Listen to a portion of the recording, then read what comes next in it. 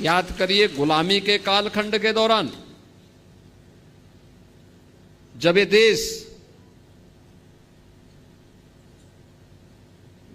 भारत और भारतीयता की विस्मृति के दौर से गुजर रहा था, गुलामी की कालखंड से गुजर रहा था, तब शिकागो की धर्म सभा में इसी परंपरा में पैदा हुआ एक सन्यासी दुनिया के सभी धर्म गुरुओं के सामने इस बात का उद्घोष करता है कि मैं भारत की उस परंपरा से आया हूं जिसने सदैव मानवता के कल्याण का मार्ग प्रशस्त किया, और जो दुनिया के सामने इस बात की उद्घोषणा भी करता है कि मुझे गर्व है कि मैं हिंदू हूं। और स्वामी विवेकानंद, याद करिए, इसी परंपरा में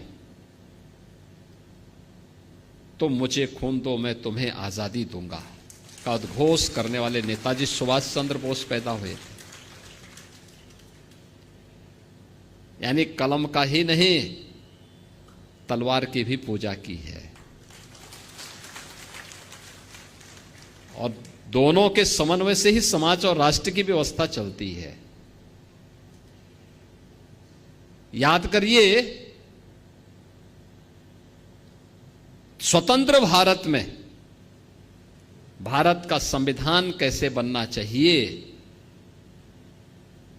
उत्तर दक्षिण पूरब पश्चिम क्षेत्र, भाषा, जाति, मत, मजहब, इन सब को एक साथ एक मंच पर ला करके खड़ा कर ले।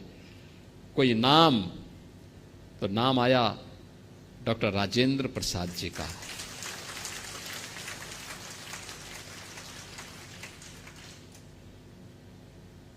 डॉक्टर राजेंद्र प्रसाद जी का।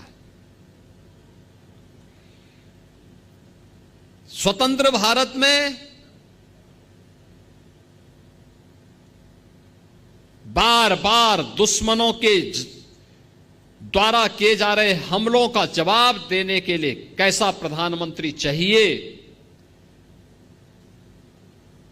तो लाल बहादुर शास्त्री ने 1965 में पाकिस्तान को नाकों चने चबवा करके स्वतंत्र भारत में पाकिस्तान को उसकी औकात दिखाने का काम भी किया था।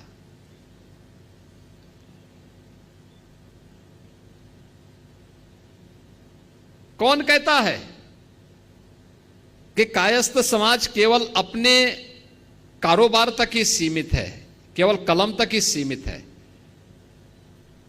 1975 में जब लोकतंत्र का गला घोंटने का काम किया था, तब जयप्रकाश नारायण जी आगे आए थे, क्रांति का संघनाद उन्होंने किया था। और जब लोग ये बोलते थे